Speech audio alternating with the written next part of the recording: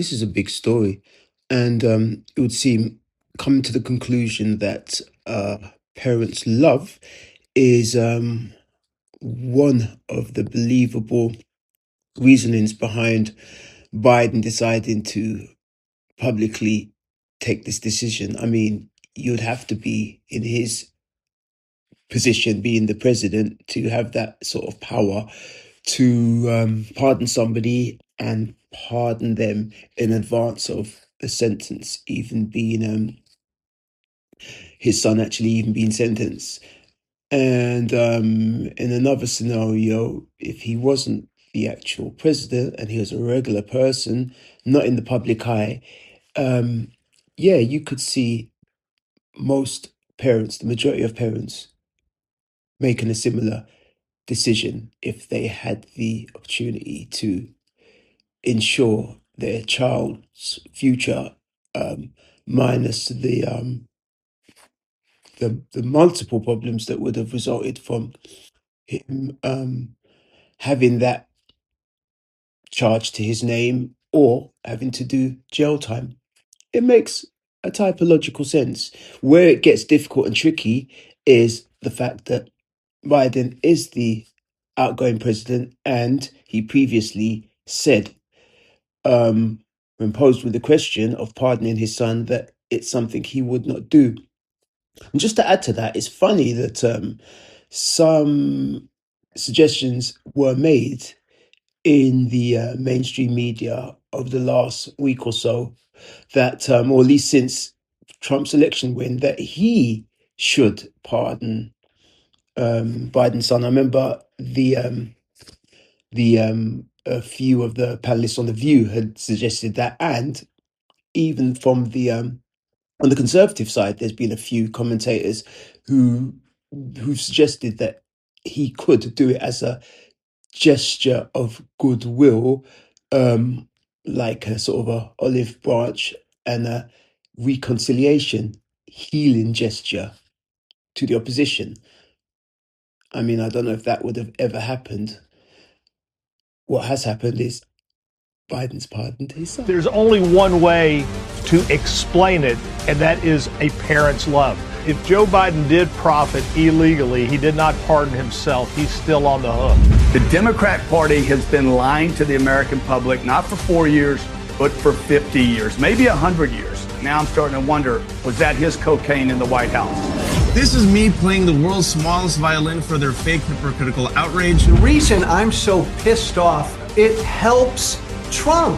When he pardons the January 6 rioters, it will be just that much more acceptable to them. I don't really care about this pardon. What I care about is the level of deception. The high moral ground, which was already extremely rocky for Democrats.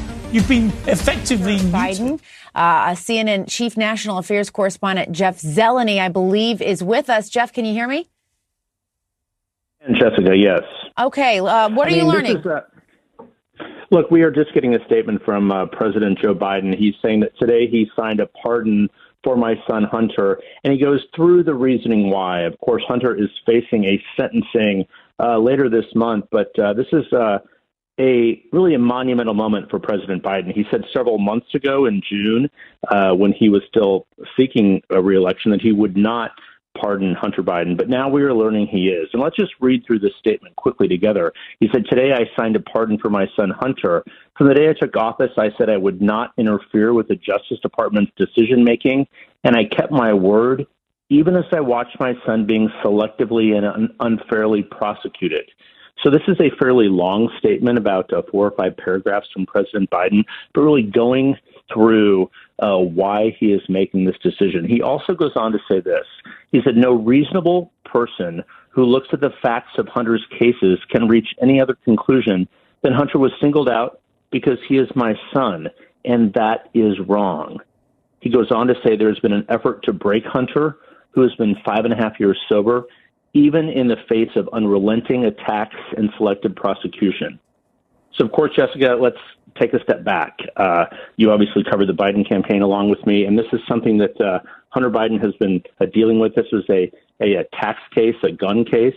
He went through his trial in Delaware. There was another case in Los Angeles. But this is really the culmination of President Biden really making the decision tonight to sign a pardon for his son Hunter. There's been suggestions that had Biden succeeded to secure a second term, he would have been in a position to influence the sentencing decisions and protect his son, whatever the outcome. Secondly, had Kamala managed to secure the White House and win the election again, Biden would be in a better position to look out for his son's interest and either get him a non-custodial lighter sentence or assist in having the whole thing brushed under the carpet, so to speak.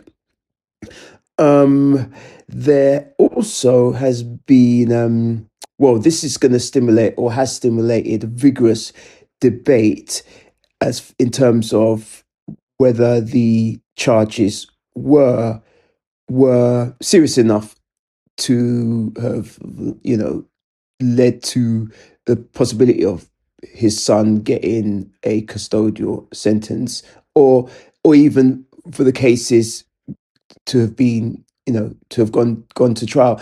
The opposing view is that for a regular person, it wouldn't have gone so far. Now that has led to serious, vigorous debate because, the way you could say Trump was dealt with some of the charges that were not going to be pursued initially, and then they were, he was taken to trial, and what some say was a administrative error or something that wouldn't have landed him a felony charge was redesigned, and they brought 30 plus charges against him and managed to secure a conviction. So the debate about whether the charges were that serious, if he was a regular person, would anything have come of it, due to the fact that he's the president's son? Is that the reason they really went after him? That's gonna run and run. Issued an official pardon for his son Hunter, who was facing sentencing for 2 criminal cases. This despite previously having ruled it out. Indeed, here in June this year, shortly after Hunter became the first child of a sitting president to be convicted of a crime, is the president speaking. With regard to the question regarding the family, I'm extremely proud of my son Hunter. He has overcome an addiction. He's one of the brightest, most decent men I know, and I am satisfied that I'm not going to do anything. I said I abide by the jury decision, and I will do that, and I will not pardon him. And then last night. Good evening. We are coming on the air with breaking news tonight. President Biden has made a decision to pardon his son Hunter ahead of the transfer of power to President-elect Donald Trump.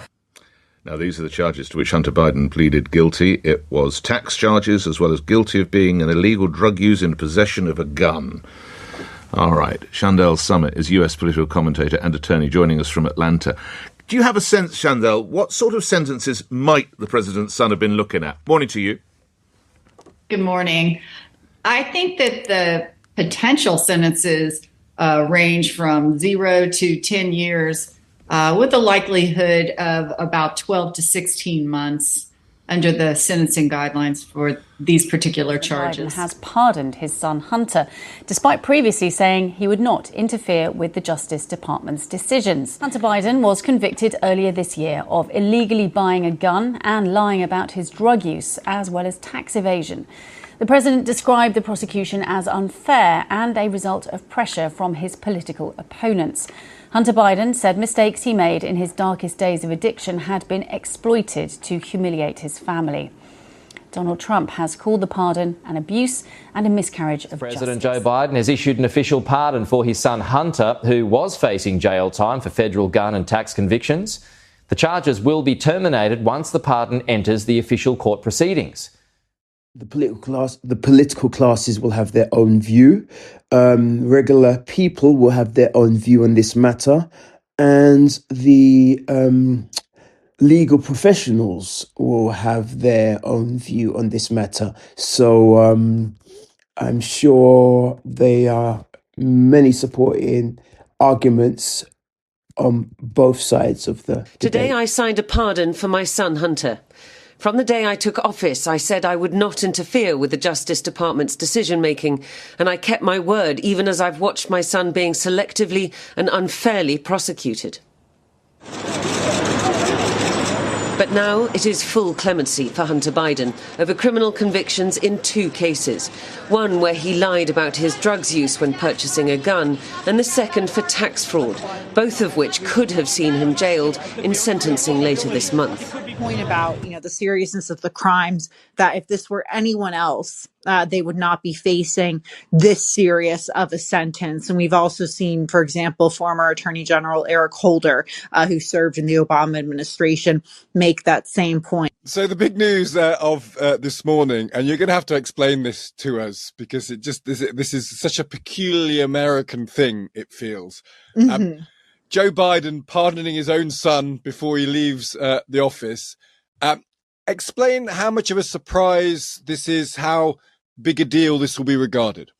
So look, it's a big deal because we know that, there was so much interest in Hunter Biden and the 2 federal cases he was facing, one of which he was found guilty in a number of different felonies that had to do with him essentially filling out a form to purchase a gun. And he essentially misspoke or lied about his current status as someone who was abusing drugs or on drugs at the time. And then the second case had to deal with him, improperly filling out tax forms. So it was it was those 2 federal cases. And we know that those 2 cases sort of were the focal point of a number of House Republicans in attacking President Biden. They were essentially accusing him of covering up. President Biden has pardoned the turkey and handed a late Thanksgiving gift to Donald Trump. Hunter Biden was convicted in June of 3 felony charges over the purchase of a gun and 9 tax evasion charges in a separate case in September. His father, the president, has repeatedly and emphatically pledged not to interfere. I'm extremely proud of my son, Hunter. He has overcome an addiction. He's one of the brightest, most decent men I know. And I am satisfied that I'm not going to do anything. I said I'd abide by the jury decision, and I will do that, and I will not pardon. Well, thank you for viewing this video. I'm sure you'll have your own thoughts and conclusions. You've been listening to Owen Uadier here at CornerSpeak. As usual, be good, be safe. If you can, be creative. We out.